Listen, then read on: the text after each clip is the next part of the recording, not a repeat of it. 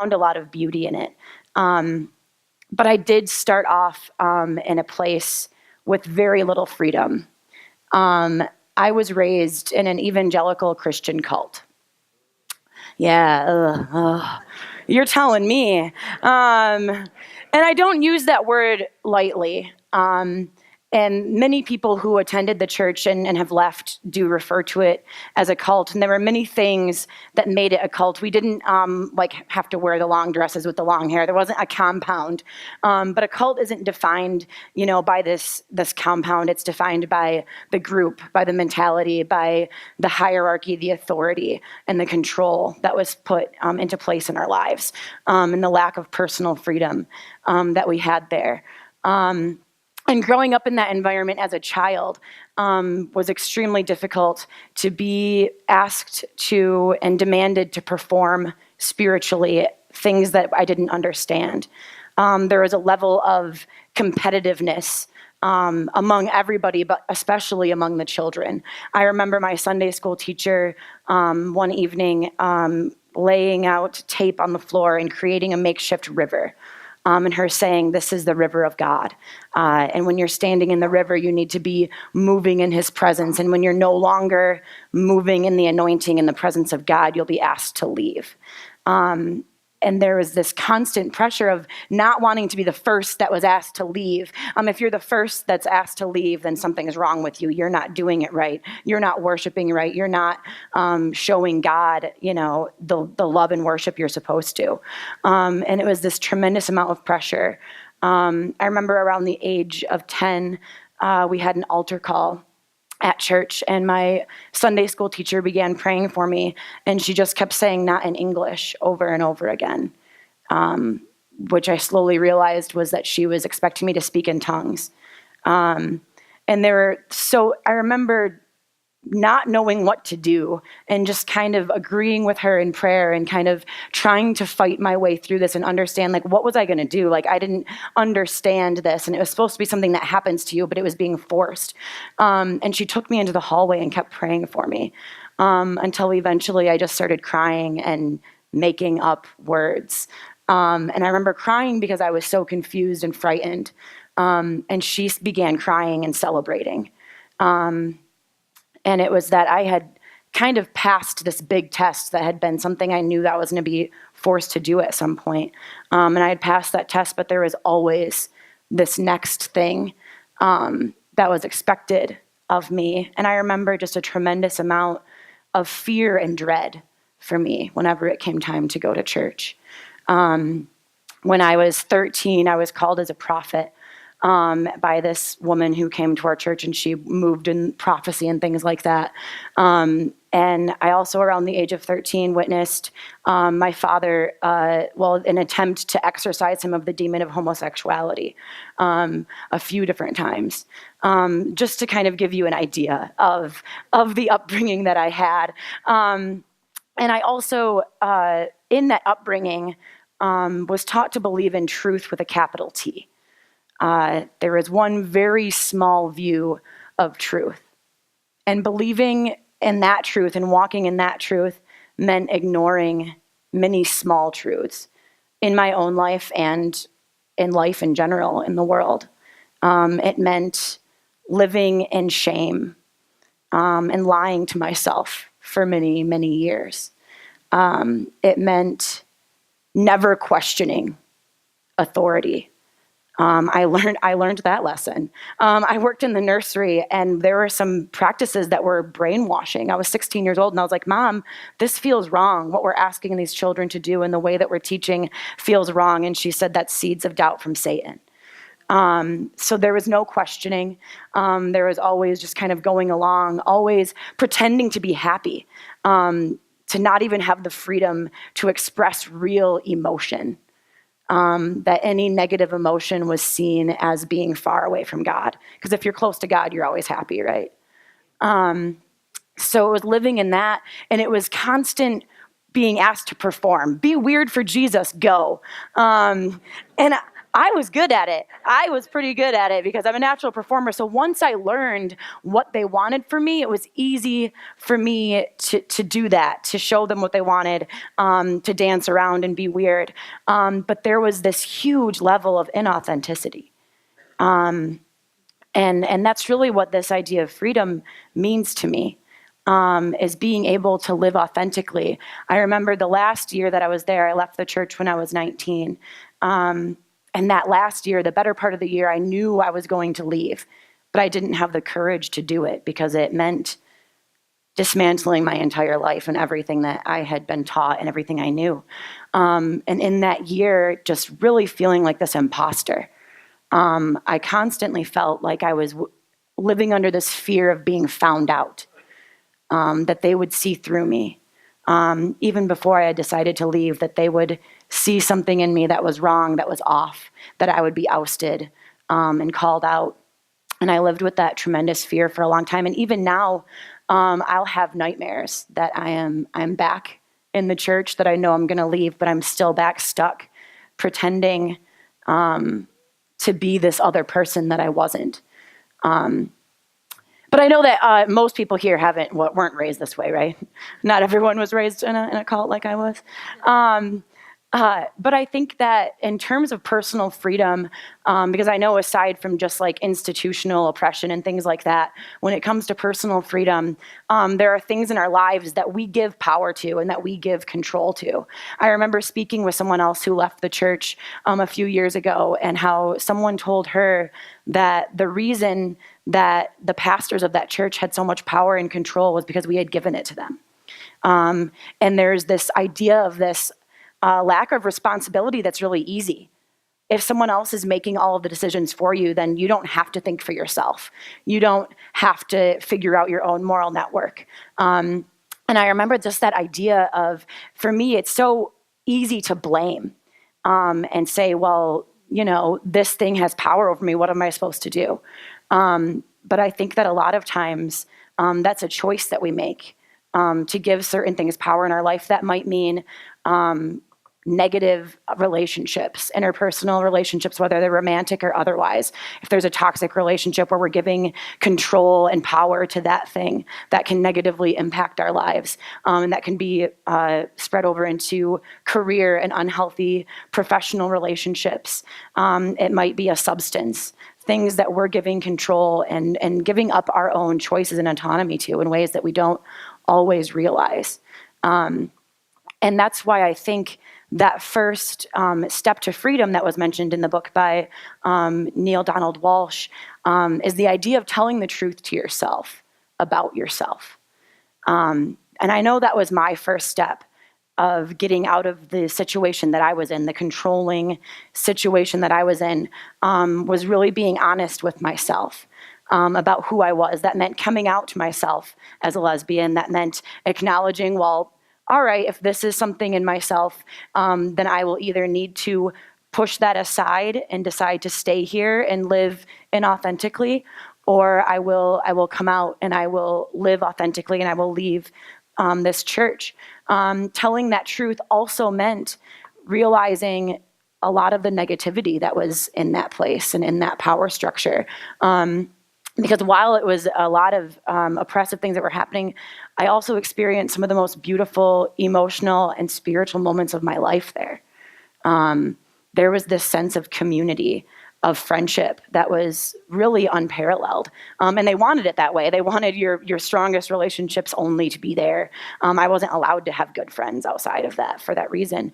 But it meant really acknowledging the negativity. And sometimes it's hard for us to acknowledge the negativity in certain relationships or things in our lives that might be hurting us. But I think another really important thing about the truth that I had to acknowledge in myself was also to tell the truth to myself about my own inner strength. Because I knew that what I was about to do, to leave, was going to take tremendous strength. I knew I would be very alone. And I knew I would have to rely on myself. But I knew that I could do it. I knew that I would be okay. And so actually the first poem that I want to share with you is about the power that we have within ourselves, the power that I believe we all have within ourselves to overcome these things in our lives. And I think that it talks about the story of Jericho, and the idea of, the city, the walls of Jericho being in the way of freedom, in the way of our dreams of the promised land. And I think that sharing our voice is one of those ways, and sharing our truth is one of those ways that we can tear those walls down in our lives, those walls that oftentimes we've built ourselves to protect ourselves, that we have the power to take those down. And so this first poem is about that I want to share with you, and it's called The Other Side of Jericho. The human brain is a machine, a complex network, a starlit series of intricate compartments interconnected by superhighway synapses, my gray matter mechanism. Fold upon fold of intellectual potential, flickering like the light of a lingering ghost, asserting its unrelenting presence. And there is a myth that we only use 10% of our full brain capacity, but that isn't true. And if you ask me, that's just an excuse for apathy, and maybe that's why everybody laughs at me. Because I use humor as a defense mechanism. Because we all fall short, but at least I know my place in this organism. I know that life is chaos, is ridiculous beauty. I know that mutation creates diversity, that consciousness is random, is fractal absurdity, and I want to laugh. I want to laugh like Sarah laughed when the angel told her that her 90-year-old womb bore life. I want to howl with laughter until I weep in gratitude for my ability to be, to analyze, to speak, because my brain is a miracle machine, and I am an inadequate vessel struggling to seize what has been laid before me, endless possibilities, because we all fall short, and still I regret nothing. Not a single wasted moment, because I chose it, and all time is now, is future, and as history is constantly rising and setting, the hot sun burning my back, the hot sand burning the bottoms of my bare feet as I wander, and I would wander through this desert for another 40 years, as long as it brought me to my promise, as long as it brought me to my knees and back to my burning, bleeding feet on the other side of Jericho from my dream. And I want to scream. I want to scream like Joshua screamed. I want to be red-faced and holy. I want to scream until my voice becomes a howl no human ear can hear. I want to scream until the walls I have built, unimaginably high, inconceivably thick, that mortar and brick begins to crumble and split by the force of my sound. I want to scream like Joshua screamed. I want to be that desperate and unleashed. I want to scream against everything that separates me from me. I want to scream until heaven has no choice but to answer, because I want what was promised to me. I want to scream until inactive synapses begin to crackle and finally to fire, because human will is physical, is palpable, and anything is possible, because mountains are made of the same grain as mustard seeds, because the God in us can bury great cities under even greater seas, because all time is now, is future, and is history, and we are all a part of this ridiculous reality, and the breath in my lungs is the same cosmic wind that brought this world to be, and it is finally time to awaken the God that sleeps in the deepest part of me. Thank you.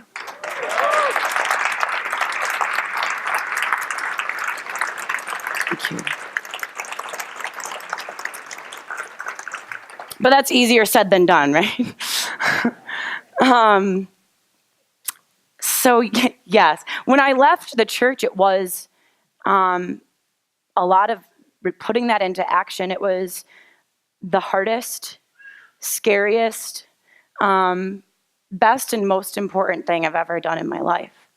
And when I did that, I lost everything. I lost my friends, all of my friends. I lost even my friends that didn't go to that church when I came out. I lost all of my friends. I lost my faith.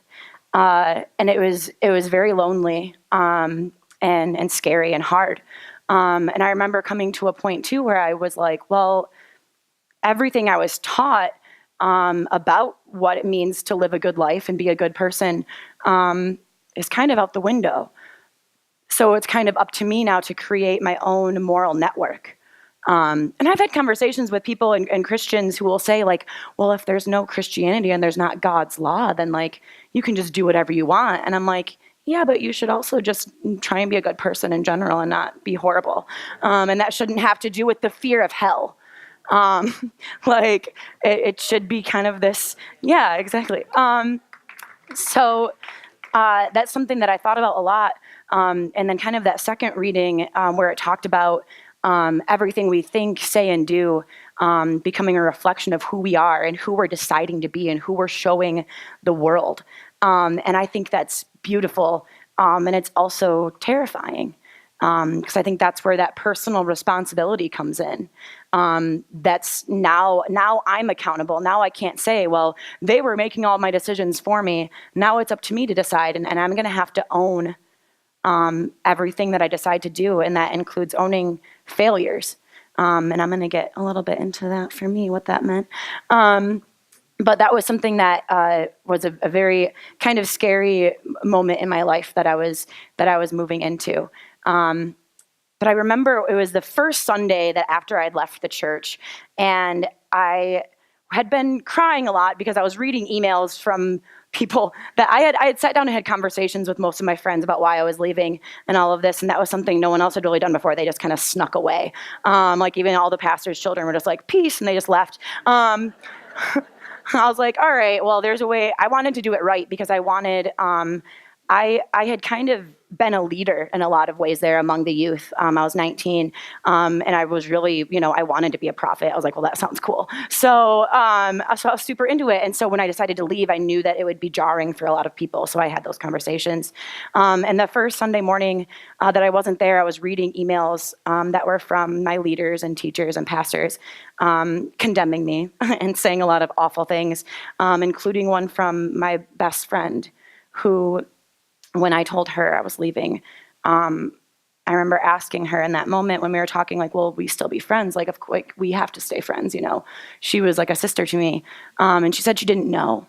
And then when I read the email that she had sent back to me that Sunday morning, the line that I still remember and think about all the time is, she said, I can't believe you chose sin over me. And I remember just really breaking down and wondering what they were all saying about me that Sunday morning, and just really crying. And then I got up out of bed and I looked outside, and it was just this beautiful snow had fallen. It was early January. I remember just being like, wow, like I can do whatever I want to do now. The whole world I can go to California and be a star. Like I'm gonna do me. But then that's not really what happened. What happened was I partied a lot in college because it turned out sin was super fun. When you didn't believe in sin or hell, I was like, cool. So my undergraduate took me 6.5 years just for a creative writing major. So I saw a lot of people graduate before me that were younger than me, and that felt like a failure. When I graduated, I worked in a call center called Directions and Research, otherwise known as DIR. That felt like a failure to me. The week I was supposed to start my job at TGI Fridays at the mall in Granville, first time serving ever, my out of college job, I missed my entire first week because I went to jail. And it was a probation violation from a DUI I had had earlier. And I found myself in this place, in this tremendous failure, and I was still blaming the church. I was still blaming the emotional and spiritual trauma that I'd experienced. And in that way, I was still giving them power. Because in order to really learn from our mistakes and grow, we have to take ownership of that failure. And when we do that, that's what really allows us to then take ownership of our success. And for me, while now I feel like I am using my degree, I am writing, I am speaking, I'm sharing my story and sharing my voice, and in that way I've found success a lot. But the idea I want to end with is really about celebrating those small victories, the small truths in our lives, the small beauty that I was taught to ignore in so many other ways. So this last poem that I want to end with is called Pipe Dreams, and it's about the things that I believe in now. And a lot of things that I was taught were not godly or that God wasn't in. But now I'm like, well, maybe I think differently. So here is the poem that I'm closing with you today. I hope that some of what I've said has touched you in a way or made you think about your own life and your own living authentically and things like that. But here's this poem. believe, I do believe, I believe, I do believe. I believe in pipe dreams, in clouds of blue-gray smoke with brilliant silver linings. I believe in scratch-off lottery tickets, in $2 cash words with big pots and impossible odds. I believe in those fleeting moments of ridiculous hope when you're worshiping the worn edge of that Susan B. Anthony coin, worshiping that friction and praying for the letter T because a T would change your life forever. I believe in hope for the sake of hoping. I believe in the God of instinct. I believe in the women locked up at Kent County, walking the perimeter of the big pot in groups of 2s and 3s, walking miles in circles, walking miles in circles that would stretch across state lines, for some of them to coastlines, if only they could walk outside. I believe in the God of small things, in knock-knock jokes with super cheesy punchlines, in well-weathered faces with deep-grooved crow's feet and even deeper laugh lines. I believe in getting lost as a pastime and crisscrossing double-backed map lines. I believe in remembering the bad times, the being grateful for what we have times. I believe in Stonewall and the riots of '69, when the stone butches and drag queens decided that their bar had been raided, that they'd been invaded and degraded for the last time, when the trans warriors whipped off their stilettos and wielded them against beat cops with billy clubs. I believe in the beauty of their thick muscles shifting and sliding beneath sequins and taffeta as they overturned high-top tables, sending smoking ashtrays and half-drunk lipsticked beer bottles flying. I believe in that constant, relentless motion, that howl of refusal. I believe in resisting arrest when being arrested means being beaten and maimed and raped. I believe in the kind of rage that silences hate and the kind of pride that renounces shame. I believe in a God of many faces and of many names. I believe in the God of losers, of boozers, of mutts and of tramps and of wannabes. I believe in a God that says, try me. I believe in hopeless cases and dead-end races. I believe in the God of possibility. I believe in myself. I believe in myself the way that children with bath towels tied around their necks believe they are heroes. I believe in myself the way that oil slicks and empty parking lots believe they are rainbows. I believe in the God of rationalization, of delirium and delusion. I believe in the God of certainty. I believe that nothing is certain. I believe in the God of contradiction. And this is the God that rules me.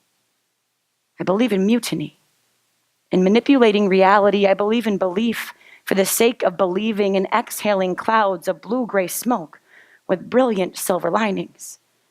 I believe in pipe dreams. Thank you, guys.